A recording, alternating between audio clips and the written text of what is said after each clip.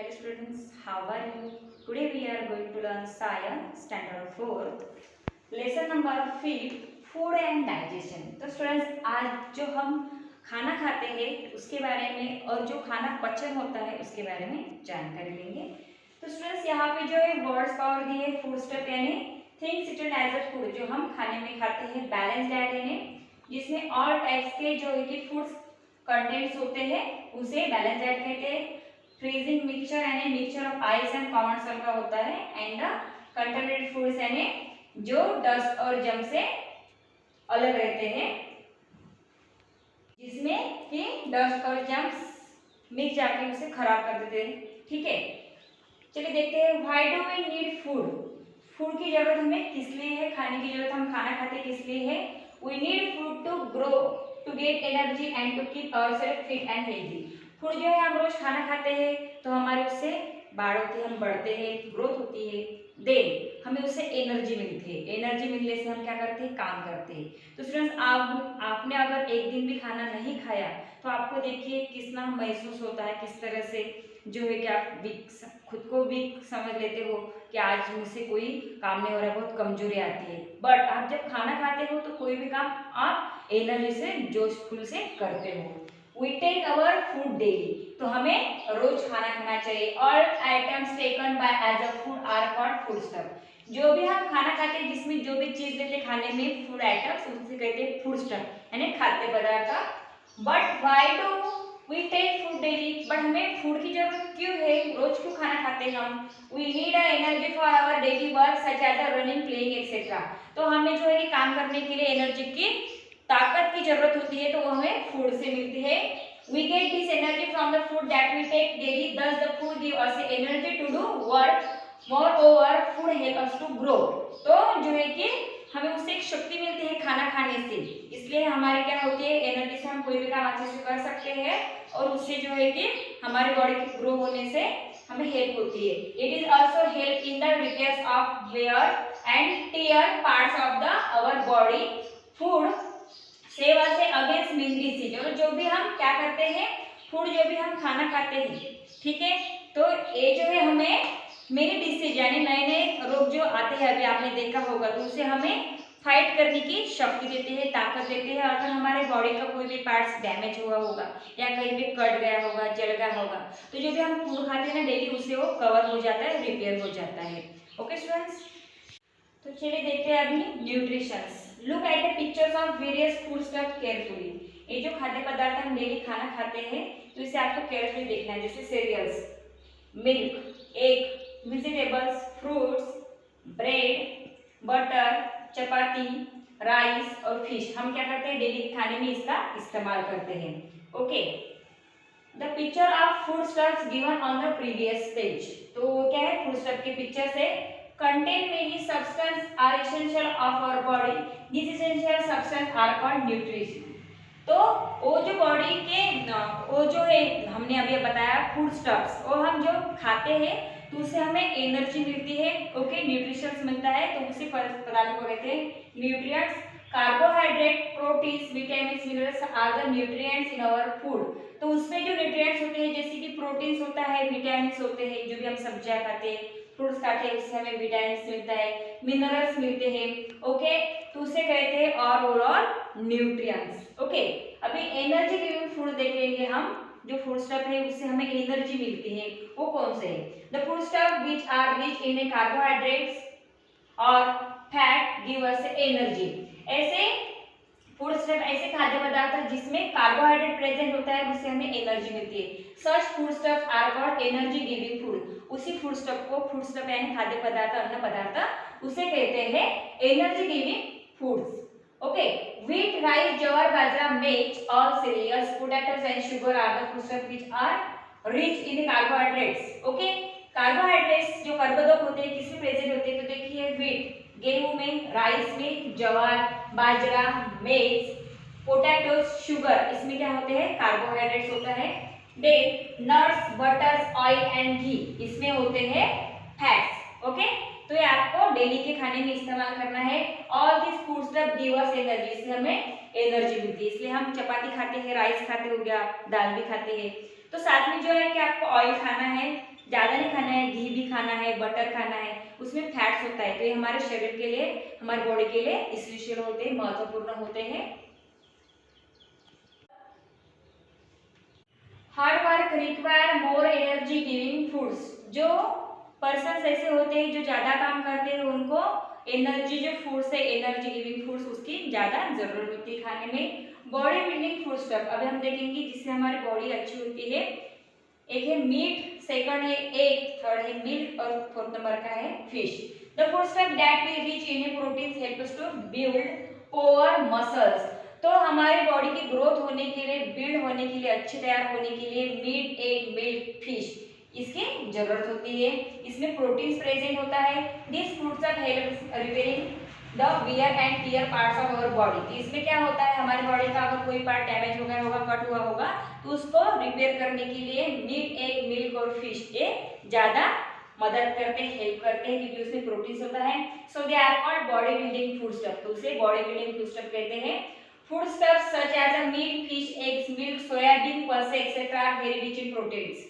तो जैसे कि यहाँ पे मैंने बताया है, मीट है, फिश है, एग्स, मिल्क और साथ में सोयाबीन और पल्सेस, बाकी की जो दाल होती है, इसमें जो है प्रोटीन ज्यादा प्रमाण में प्रेजेंट होता है, प्रोटीन से रिच होता है, इसलिए वो खाना अच्छा होता है, उससे हमारे बॉडी क्या होती है, बिल्ड हो जाती है। ओके, देन है प्रोटेक्टिव फूड स्टफ, जिसे हमें संरक्षण होता है हमारे बॉडी का। Childrens require more proteins rich food as they have to grow. जो चिल्ड्रंस होते हैं, छोटे छोटे बच्चे होते हैं, उनको उनकी बॉडी जो है कि बढ़ने के लिए, ग्रो होने के लिए प्रोटीन्स के जो फूड्स होते हैं, फूड स्टफ होते हैं जिसमें प्रोटीन ज्यादा प्रेजेंट होता है, वो खाना बहुत जरूरत होता है। Food stuff which contain a large amount of vitamins and minerals are called protective foods. जिस फूड स्टफ में विटामिन और मिनरल्स होते हैं उसे कहते हैं protective food stuff. This food stuff protect us against many disease. और ये क्या कहते हैं, जैसे कि वेजिटेबल और फ्रूट है, तो इससे कोई भी अगर हमें रोग हो गया तो ये क्या करते हैं, उसे फाइट करते हैं। Green leafy vegetables, yellow vegetables and fruits are very rich in vitamins and minerals. जो ग्रीन लीफी जैसे कि पालक है, ठीक है, मेथी है, तो ये जो है आपको अच्छे से डेली खाना चाहिए। उसमें क्या होता है, मिनरल्स प्रेजेंट होते हैं, विटामिन्स होते हैं, और येलो वेजिटेबल जो भी होती है, फ्रूट्स होते हैं, आप अगर डेली खाओगे तो जो कोई भी आपको अगर रोग हुआ होगा, डिसीज हुआ होगा, तो उससे जो है आपकी बॉडी रिकवर हो जाएगी। Different people require different quantities of nutrition in their food, but अलग अलग टाइप्स के अलग अलग पीपल को उस तरह से वैसे फूड खाने चाहिए, ठीक है। यानी छोटे बच्चे होंगे तो उसकी कम क्वांटिटी, जो एडल्ट होंगे उसकी ज्यादा क्वांटिटी, बाद में जो एल्डर होते हैं उनकी थोड़ी लेस क्वांटिटी, इस तरह से डिफरेंट डिफरेंट इसमें आपको फूड खाना है। देन है बैलेंस डाइट, किसे कहते हैं, जो डाइट आपका जो खाना होता है रोज का, किस तरह से बैलेंस होना चाहिए, संतुलित होना चाहिए, देखेंगे। The food that contains all the nutrition in the proper quantity is called a balance diet. ऐसा खाना जिसमें जो आपको न्यूट्रिएंट चाहिए, जैसे कि प्रोटीन से, विटामिन से, मिनरल्स, तो ये अच्छे इसमें और ज्यादा प्रमाण में भी नहीं होना चाहिए, कम प्रमाण में नहीं चाहिए, संतुलित होना चाहिए। ऐसे जिस खाने में प्रेजेंट होता है उसे कहते हैं balance diet. So our food must contain all nutrition in adequate quantity. तो हम जो भी खाना खाते हैं उसमें जो है कि न्यूट्रिशन है क्या, अगर होगे तो बैलेंस डाइट है, अगर नहीं होगी तो बैलेंस डाइट नहीं है। जैसे कि कोई बच्चे क्या खाते हैं, सब्जी चपाती खाते हैं, तो बैलेंस डाइट नहीं है, तो उसमें दाल, राइस, सब्जी, चपाती, जो है कि ग्रीन वेजिटेबल होने चाहिए प्रेजेंट, सलाद कहते हैं आप उसको, सैलेड, ठीक है, साथ में मिल्क भी होना चाहिए, उसे कहते हैं balance diet. Take your food as much as you require. जितना आपको खाना है, खाना खा सकते हो उतना आपको खाना खाना है। It will keep your healthy. Over eating is harmful and leads to fatness. अगर आपने आपके सेहत से भी ज्यादा, यानी ज्यादा आप रोज खाना खाते गए तो आपकी बॉडी फैट हो जाएगी, ठीक है, वो अनहेल्दी होता है आपके लिए। Similarly, eating food less than your requirement will weaken your body. अगर आपने उससे भी कम खाना खाया, जितना आपको चाहिए उससे कम खाया, तो आपकी बॉडी ऐसी पतली हो जाएगी, वीक हो जाएगी। Never eat stale or a spoiled food. आपको जो है कि बासा खाना और खराब खाना नहीं खाना चाहिए। It can make you sick. उससे आप बीमार पड़ सकते हो, यानी जो रात का खाना होता है तो सुबह नहीं खाना है वो।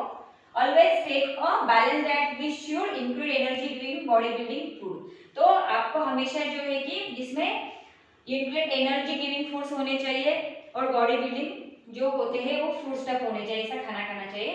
Repairing and protective food stuffs in adequate quantity is not necessary to take the costly food stuff only seasonal foods and vegetables are not only cheap but also rich in vitamins and minerals. कुछ ऐसे fruits होते हैं जो हमें season में ही मिलते हैं, ठीक है। अभी तो आपने देखे होंगे हाइब्रिड्स आ गया है तो ऑल टाइम में वो प्रेजेंट रहते हैं फूड पर, ऐसे कुछ है कि जैसे कि ग्रेप्स वगैरह उसी सीजन में निकलता है, ठीक है। तो जो फ्रूट्स होते हैं उसमें अच्छे तरह से मिनरल्स प्रेजेंट होते हैं। You our daily foods must include cereals, fresh vegetables, fruit, milk, pulses, eggs and meat. अभी मैंने आपको बताया है कि आपके डेली के खाने में सीरियल्स होने चाहिए, ठीक है, फ्रेश वेजिटेबल्स होने चाहिए, फ्रूट्स होने चाहिए, मिल्क होना चाहिए, एग्स होना चाहिए। Sprouting and fermentation increases nutritive value of your foods. जो स्प्राउटिंग होते हैं जैसे कि मोड़, आप उसे बोलते हो ना मोड़ डालने के लिए, जैसे कि रात के टाइम पे अगर आपने चना या कुछ मटकी भिगोने को डाले, फिर बाद दूसरे दिन उसको देखते हो तो छोटे छोटे स्प्राउट्स आते हैं, उसे स्प्राउटिंग कहते हैं, अंकुर आते हैं, तो बहुत अच्छा रहते हैं हमारे हेल्थ के लिए। तो वैसा आपको खाना है। साथ में फर्मेंटेशन यानी जैसे कि इडली डोसा बनाने के लिए आपकी मम्मी घर में जो है कि रात में दाल और जो उड़द की दाल रहती है, चावल वगैरह भिगोने को डालती है, भिगाकर दूसरे दिन फिर उसे फिल्टर करते हैं, उसको बारीक कर देते हैं, ठीक है। मिक्स होने के बाद जो है कि उसको आप अगर एक दिन वैसे ही रखोगे तो फर्मेंटेशन फूड कहते हैं उसे, और भी आपकी बॉडी की जो है कि न्यूट्रिटिव वैल्यू बढ़ती है उससे, तो वो खाना चाहिए। Sprouted grains are rich in vitamin also. जो स्प्राउटेड होते हैं जैसे अंकुर आए हुए रहते हैं, जैसे मटकी को अंकुर आते हैं ना, तो उसमें जो है कि विटामिन बहुत होते हैं, तो खाना चाहिए। Use of mix pulses and cereals also increase the nutritive value of your food. कुछ घर में देखिए आप क्या करते हैं, पल्सेस यानी जो दाल होती है, मिक्स दाल की सब्जी बनाती है दाल मिक्स करके, तो वो बहुत अच्छी रहती है। यानी आप जो भी कुछ घर में दाल वगैरह वरण खाते होगे ना, तो मिक्स होना चाहिए, 2-3 दाल का वो होना चाहिए, तो वो जो है कि आपकी बॉडी को अच्छा रहेगा, हेल्दी रहेगा, उसमें न्यूट्रिशन बहुत ज्यादा रहेगा। देन हम देखेंगे स्टूडेंट्स डाइजेशन यानी पाचन जो क्रिया होती है किसे कहते हैं। The change of a food from a complex non-soluble form into a simple soluble form is called a digestion। जो हम खाना खाते हैं, ठीक है, वो नॉन सोल्यूबल रहता है, ओके, बाद में जो है कि उसे सिंपल सोल्यूबल में बनाया जाता है, उसे कहते हैं डाइजेशन, पचन। तो देखेंगे अभी प्रोसेस ऑफ डाइजेशन, डाइजेशन की प्रक्रिया किस तरह से होती है। Digestion of A food start in your mouth, हमारे माउथ से वो स्टार्ट हो जाती है। Our teeth break the food into a more small piece। जब हम खाना खाते हैं तो पहले एक निवाला हमारे जो है कि मुंह में हम रखते हैं, तो हमारे जो दांत होते हैं, टीथ होते हैं, उसे चबाते हैं, बारीक करते हैं।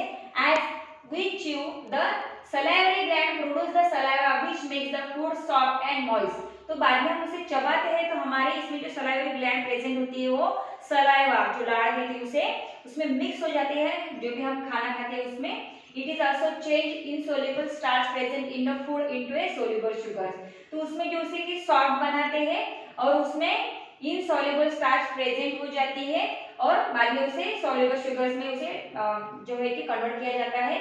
After chewing we swallow the food which passes into the stomach through food pipe। बाद में हम उसे अंदर लेते हैं, तो बाद में जो हमारे अंदर जो फूड पाइप होती है उससे वो जो है निवाला जो हम खाते हैं तो अंदर चला जाता है। The gastric juice present within the stomach change the food into a simple form। तो जब भी वो अंदर चला जाता है फिर गैस्ट्रिक जूस रहता है उसमें प्रेजेंट, वो मिक्स हो जाता है स्टमक में और वो सिंपल फॉर्म में कन्वर्ट हो जाता है। Okay students, then the stomach now pushes the food into a long coil tube called a small intestine। Okay, जो एक स्टमक है तो स्टमक क्या करता है, इसमें उसे आगे भेज देता है। चलिए यहाँ पे बताती हूँ मैं। देखिए जब भी हम क्या करते हैं खाना खाते हैं तो यहाँ पे सलाइवरी ग्लैंड प्रेजेंट होती है, तो हमारे खाने में वो मिक्स हो जाता है, फिर हम उसे अंदर लेते हैं, तो यहाँ पे पैराटाइड ग्लैंड दिख रही है आपको, ठीक है। तो इसोफेगस से अंदर आ जाता है यहाँ पे स्टमक में जो है कि जूस मिक्स हो जाता है, फिर यहाँ से फिल्टर होके जो है यहाँ इधर जो है कि भेजा जाता है उसे, फिर उसमें जो है कि ब्लड सेपरेट हो जाता है, उसमें से वाटर सेपरेट हो जाता है, ठीक है। यहाँ से देखिए इस प्रोसेस से जो है कि जो वेस्टेज रहता है उसमें से जो है कि स्टार्च अंदर लिया जाता है और ब्लड अंदर लिया जाता है, बाकी का जो पार्ट रहता है बचा हुआ यहाँ पे वो एनस से जो वेस्टेज रहता है हमारी बॉडी का वो निकल जाता है, ठीक है। यहाँ पे जो है कि स्मॉल इंटेस्टाइन भी दिख रही है, यहाँ पे देखिए स्मॉल इंटेस्टाइन ये पैनक्रियाज है, स्टमक, लीवर, गॉल ब्लैडर है, ठीक है। लार्ज इंटेस्टाइन बड़ी होती है, कॉलस कहते हैं, इसे अपेंडिक्स कहते हैं। ओके स्टूडेंट, इस तरह से हमारा जो कि डाइजेशन की प्रोसेस चालू रहती है। तो ये डायग्राम आपके नोटबुक में आपको ड्रॉ करनी है और उसे लेबल करना है। The wall of the small intestine produces digestive juice that mix with the food and break down the food further। जो स्मॉल इंटेस्टाइन्स होते हैं उसमें क्या होता है, डाइजेस्टिव जूस इसमें मिक्स हो जाता है और फूड जो है ब्रेक हो जाता है। The liver and the pancreas also pour their juice into a small intestine. जो लीवर होती है और पैनक्रियाज होती है उसमें क्या करते हैं, वो जूस पोवर कर देते हैं। All this juice digest the food completely. The digested food is absorbed by the villi present in the walls of the intestines. The undigested food like the roughage and water passes through the large intestines. जो उसमें से undigested food रहता है तो ये large intestine में आ जाता है, फिर यहाँ से पास हो जाता है वो। Okay, kidneys separate out some of the waste product from the blood as urine। फिर किडनी में आता है, किडनी उसे सेपरेट करती है ब्लड और urine. Then the solid part is thrown out of the body waste through the anus। फिर जो सॉलिड पार्ट रहता है बचा हुआ वो एनस के द्वारा बाहर निकल जाता है। ओके स्टूडेंट, इस तरह से जो है कि डाइजेशन की प्रोसेस चलती है। तो स्टूडेंट्स, आज हमने जो सीखा है फूड एंड डाइजेशन, इस लेसन का एक फर्स्ट पार्ट है। तो स्टूडेंट्स, आगे का जो पार्ट है मैं नेक्स्ट इसमें आपको टीच करने वाले हैं। तो स्टूडेंट्स, आज मैंने जो सीखा है ये वीडियो आपको अच्छे से देखना है स्टूडेंट्स, अंडरस्टैंड कर लेना है और जो है डाइजेशन की प्रोसेस की डायग्राम आपको राइट डाउन करनी है, निकालनी है आपके नोटबुक में और उसको लेबल करना है। साथ में आपको कुछ क्वेश्चंस देने वाले हो तो क्वेश्चन जो है आपको सॉल्व करने हैं। Okay, now I stop here, thank you.